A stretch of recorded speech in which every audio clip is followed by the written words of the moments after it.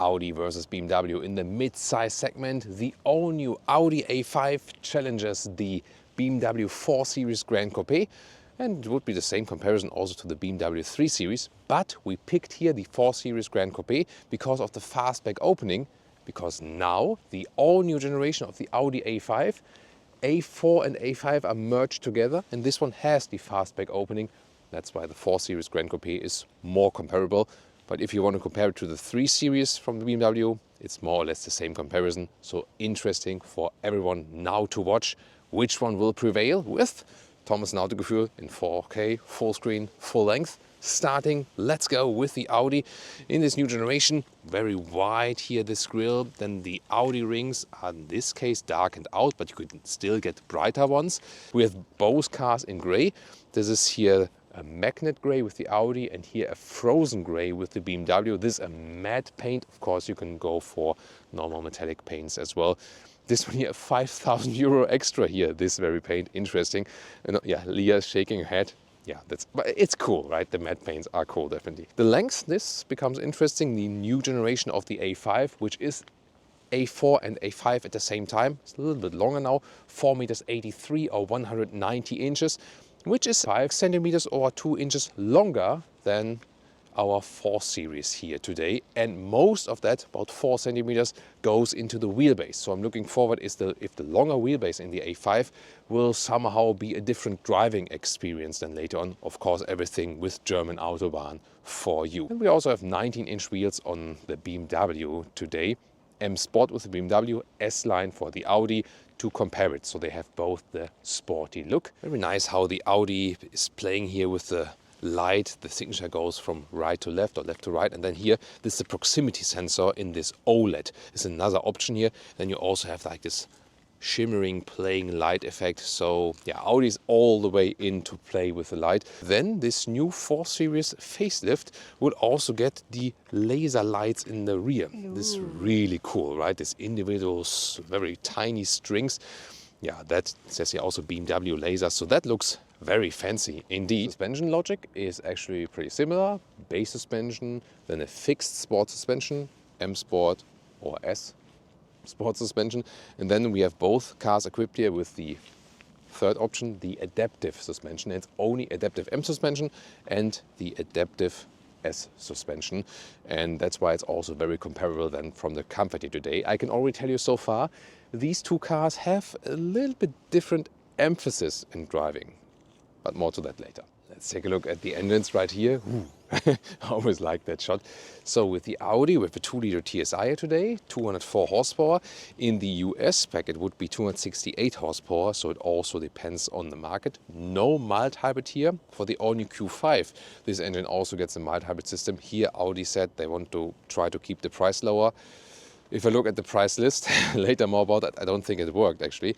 And here with the BMW, we have the 430i, also a 2-liter 4-cylinder with 245 horsepower. This one here, in this case, 6.1 seconds in the acceleration figure, which is 1.5 seconds quicker than this one, because at the time of this filming here, there is no like horsepower-wise comparable engine available. This is the one that came closest to that. Key fobs, Audi and BMW, both nice, aren't they? Door closing sound here in this case, I mean, for frameless, it sounds quite good. But of course, since it's frameless, it always sounds a little bit thinner. The Audi, yeah, I mean, in this case, sounds naturally better, but also the advantage that this one here has frames around. Then inside of the doors here of the 4 Series, soft touch on the top part, also nicely structured here as well for the elbow. Maybe could be a little bit softer. Then nice classic window levers. Also here with this slight galvanization, easy controls. However, no felt covering here at the inside of the lower door pocket. Then, since this is the M Sport model, we also got the M entry sill badge and also the M steering wheel here with different graphic in the lower part, real buttons. The base steering wheel now is also with a flat bottom, by the way, so design-wise it won't make a big difference, and the base steering wheel will even be animal leather free.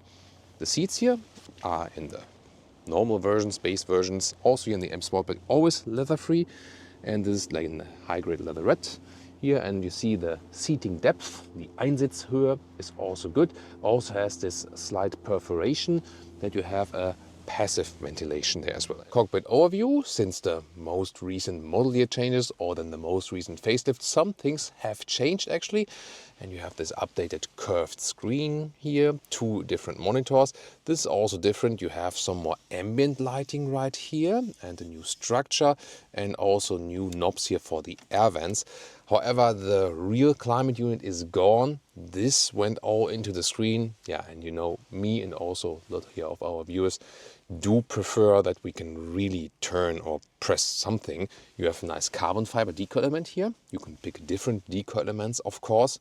And this one here is also slightly soft, nice covering, so it looks all like a good build quality. Also what you feel and turn here, for example, manual volume knob is still there. At least temperature always stays in this lower area, and this is a thing I will also compare very much with the Audi. So to click it here, you can actually rest your hand here, you know, and this is, let's say, wide enough to do that. Yeah, we will soon, as I said, compared to the Audi, again, not the most ideal solution. And then there's always said, yeah, but you can then talk to the car. But I think talking to the car is not quicker than just turning a knob. Whereas with GPS input, talking to the car is quicker. So I always prefer the solution for the individual use case. What is better for the individual use case? Then the steering wheel here is actually very thick. So BMW uses more thicker steering wheels. Audi usually uses slimmer steering wheels, shifting pedals behind the steering wheel, and for volume control also here with the right thumb, and you have nice clicking sounds, and you can also control the infotainment system also here from below. So this is still possible, and you have the classic hotkeys. So it's a mix of conservative and infotainment only control, and I think that's still good, although I miss the climate knobs here. Also for your elbow, it's soft enough, could be maybe a little bit softer. You fold this up, a lot of space underneath, USB-C charging with the cable. I usually prefer that because the inductive charging pad tends to overheat the smartphone. There's not much legroom, like at least when someone tall is driving in the front. So you see here, I do fit here with a tall adult, also headroom wise with 189, 6'2", but nothing more, you know, so should be, I think, more space. I'm looking forward if this will be different with the Audi, because the Audi, told you initially, has a little bit more, just a couple of centimeters more wheelbase. If this really will translate into more legroom, will it? Well, not exactly. So you see that the legroom is also limited. It is like in the 4 Series, so that we have a little bit more wheelbase here in the Audi. Yeah, doesn't translate into more legroom. So you can sit it with tall adults, yes, but barely as for the legs. Just headroom again is fine. Maybe that was even a little bit better in the 4 Series with the headroom, right? So yeah, definitely not more space here in the Audi, rather a little bit less, but only just like a subtle difference. Here, big middle tunnel as well, and also with a separate own climate unit. And if you want, also with seat heating, and 2 more USB-C chargers here as well. Now the Audi inside of the doors, this one here is not as soft as in the BMW, but also with a nice stitching and so on. Here then a fabric interior, different stylings are available. Interesting, this 3-dimensional structure we know from a new recent Bentley Continental. This new field here, with a lot of high gloss black once again, and you see it's one field and then hashtag capacitive BS to control the individual stuff. Also no covering at the inside of the doors or something, also very slim. This is here the S-Line interior, so we have this S-Line interior badge, and also the S-Line steering wheel, flat bottom. Here you have, which is nice, illumination behind, but once again no real buttons in that case. It does have a clicking feedback, yes, but you see that is one button field, and then the individual buttons are once again capacitive. Yeah, and then the seats, these are the fabric seats. The fabric is not the problem at all. It's actually quite cool. In Europe it's actually more common also to have also fabric seats, and it is a nice fabric, also feels nice. Just the seating depth, the so-called Einsitzhöhe you see here, it should be more, and that is better in the BMW. Now the Audi cockpit, first of all, very impressive. It looks more modern, but is it also better? That's the question. First of all, you have the possibility of a passenger screen, so either you have a black deco element here, which is a problem I at least feel, or you have the optional passenger screen here included in, like, for example, here this has the Tech Pro package. But the question is, this is done for the Chinese market. And in China, the customers do appreciate that. In Europe and America, usually customers say, what do I need that for? So yeah, looking forward to your feedback on that issue, definitely. Then you have this huge element here, which consists of 2 screens. It's of course a higher screen as well, so bigger than in the BMW. This one also being the newer vehicle. But some also feel that it's kind of like overloaded. What is beautifully done is that you have kind of like this river hoop here in the front. So it has a round structure, and when you activate the ambient lighting, it's hard to see on camera when it's daylight, but I have to activate it here on purpose, because usually while driving it is deactivated in daytime, and I don't know why that would be. Yeah, it's due to the light sensor actually. And then to change the climate, they all thought, yeah, you rest your hand here and then do it like this, but that is like a big split in the fingers, because you have this hump here, and then it's trickier to do than in the BMW, where you have more open space here. So I think it's not a great ergonomic thing to do that here. And you have to think about in the A4, A5, they had the best climate unit ever in the automotive industry, with this round metal knurled and then clack, clack, clack, clack, clack, like with the metal high quality stereo or hi-fi machine.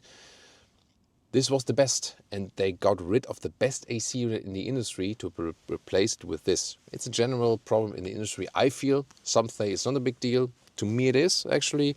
Yeah, but the solution, how you can reach it, is a little bit easier still in the BMW.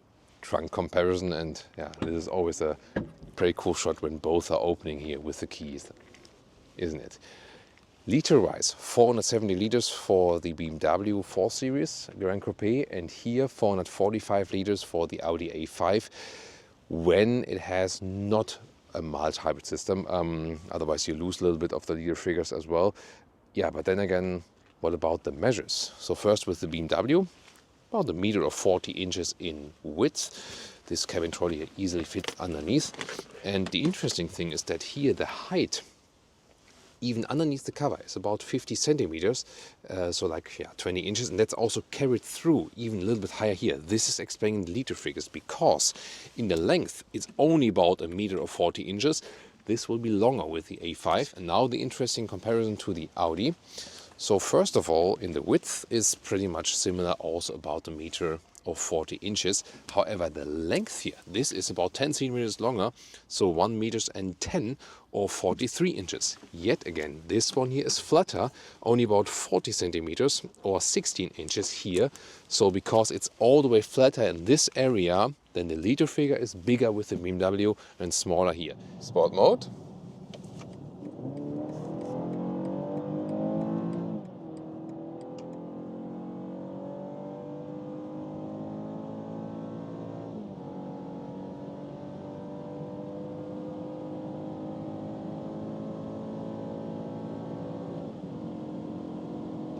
Nice. So it was like 50 to 180 kilometers an hour. Really nice. 6.1 seconds is the official acceleration figure. 245 horsepower or 255 horsepower in the US version. Here from this 2-liter 4-cylinder 430i xDrive, all-wheel drive. And in the sport mode we also have some sound actuation, but I think it's well done.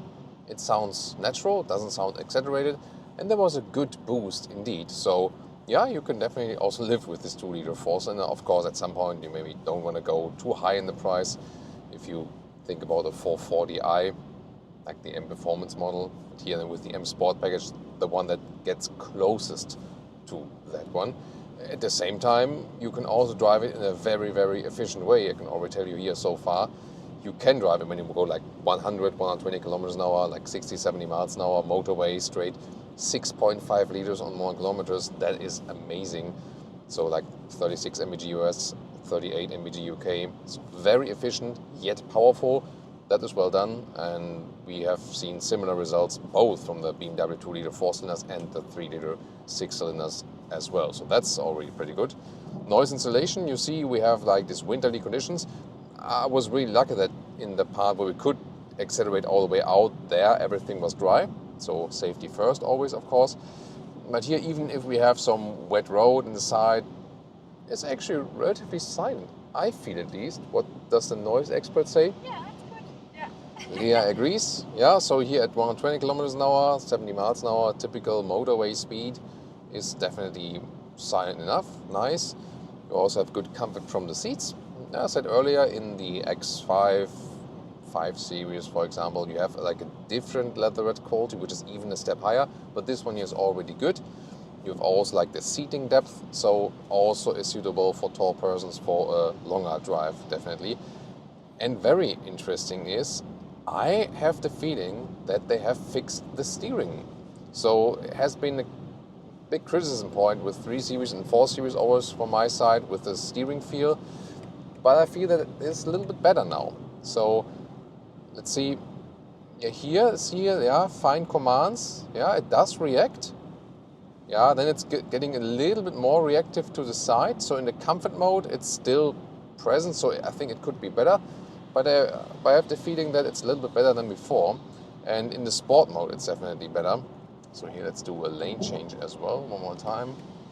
So in here, I have a good feeling for it. As I said, yeah, usually like Audi, meaning also Mercedes, have a better steering feel, at least here in the 3 or the 4 Series. The BMW SUVs are actually better in that respect, strangely.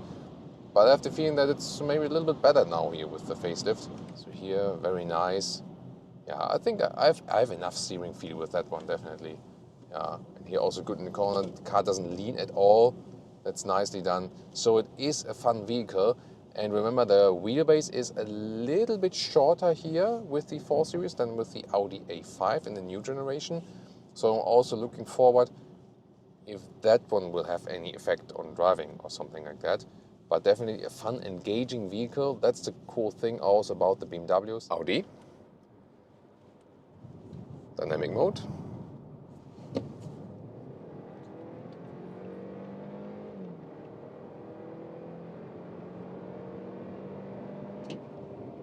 Well, I was like 55 to 115 already. Of course, this one here is not the very comparable engine. Yes, from the base displacement setup, 1.5 seconds slower than the BMW one, because here this one is the most comparable available at this moment with this new generation. Different ones maybe later to compare. And also the US version will be more powerful than this one here we get in the EU. In both cases, this one here, no mild hybrid, because that's a different decision with the Q5. This engine here gets the mild hybrid. Here they said, let's keep it lower in the price without the mild hybrid system. Not sure if that's the correct decision, because we already see a big difference in the consumption, like long-term motorway between the BMW here and the Audi. The BMW, might remember, already said 6.5 liters on 100 kilometers. Here 8.5 liters on 100 kilometers, so it's like 2 liters on 100 kilometers more. So this one here, 27 mpg US, 33 mpg UK, whereas the BMW was like 37 mpg US and 43 mpg UK. So like 10 mpg more. Yeah, so that's a massive difference indeed. And what I'm rating here is really the engine difference, but without the acceleration difference, because as I said, the US version would be more comparable there. But you also feel differences there, because in general it's also good here, but the responsiveness of the engine and also how sovereign it feels, how sophisticated, how cultivated, that one is also better in the BMW. And also some of the shifting processes. Just in the BMW, you accelerate and the car's shifting and you think like, wow, that's giving me a lot of satisfaction. That's how it's supposed to be. But here in the BMW, that's in the BMW, but here in the Audi, it's all good. But how the engine reacts and how the car is shifting doesn't give you satisfaction. That is the main difference. So the BMW to me already leads in the engine and transmission aspect. However, what we have to say is that the suspension here in the Audi is excellent. At the moment we are here in dynamic mode, and we also have the optional adaptive suspension mounted here in this vehicle. In the dynamic mode it's also on a stiffer note, but it's still extremely comfortable. Well done. 19-inch wheels on both vehicles, we have it here as well, so very well comparable. And to select the driving modes, we don't have to confirm something in the screen, I can also select it here, just press it through, and then in the balanced mode, they now call the auto mode just balanced, because everyone was confused before and thought that in the auto mode, which was the basis mode in the Audi suspensions, everyone thought the car is selecting the mode itself, but it's not doing that. Auto was just like a normal mode, and that's why they call the normal mode now balanced. And here, even softer. So that's really the thing, and Audi is mastering that very well, this balance between sportiness and comfort. But definitely we have it more, in comparison to the BMW, pushed towards the comfort side. But looking forward, when we go some quicker corners and so on, if that will lose sportiness, or if this one here is also sporty in the suspension, we just gain more comfort.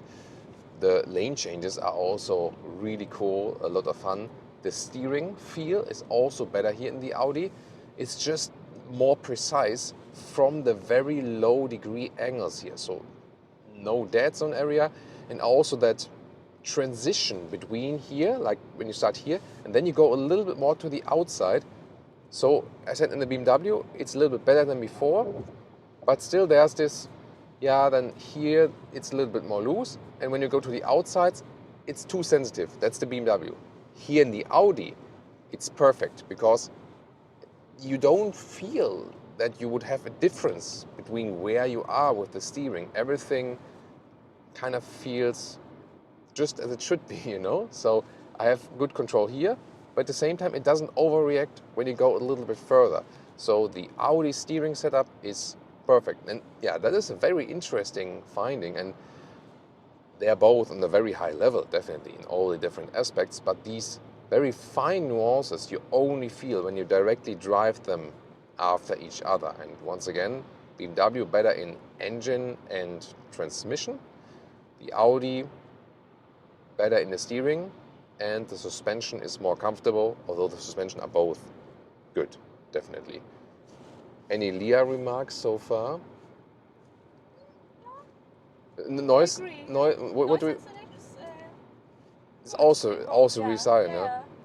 I mean, we are going to drive faster very soon now, because I'm not sure yet which is more silent. It could even be that the Audi is more silent, right? That's my first impression, at least at 100 kilometers an hour or 60 miles an hour, which is a normal motorway speed in most countries. But and the seats are very sporty here. Yeah, seats are also sporty. The seats are holding us tight. The ergonomics, the form of the seats are good.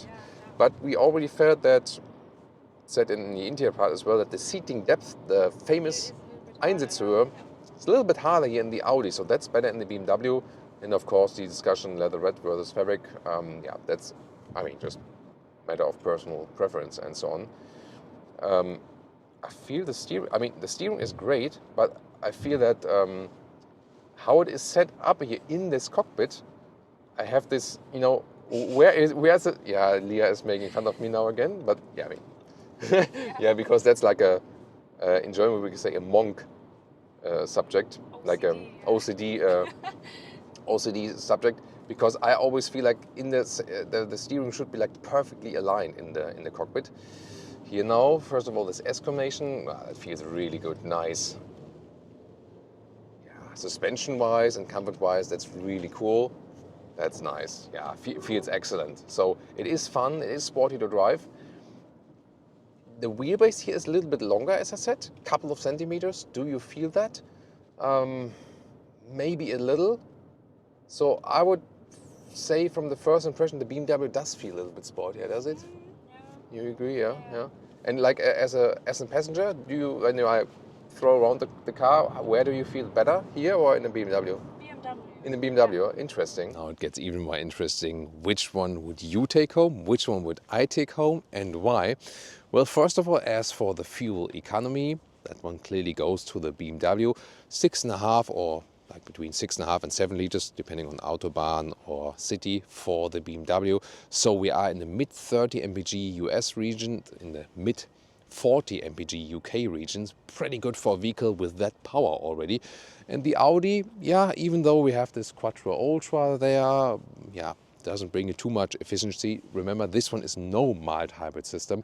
The BMW does have some recuperation possibilities. And the Audi, just in the Q5, or for example, if you go for the diesel version, then you have a mild hybrid engine here in the Audi. But here we ended up with some 8.5 liters on 1 kilometers. So we're here in the mid 20 mpg US region, in the mid 30 mpg UK region. So about 10 mpg difference, or almost 2 liters on 1 kilometers difference. So the Audi clearly less efficient, although even this version here has way less power. But sometimes there's also to do with that, because you can run this one here, for example, at lower RPM. Also from the engine and transmission, clearly goes to the BMW, because every shifting process, it goes like, it's almost like a symphony in shifting and the engine sound and so on. And the converter automatic here is just doing a phenomenal job.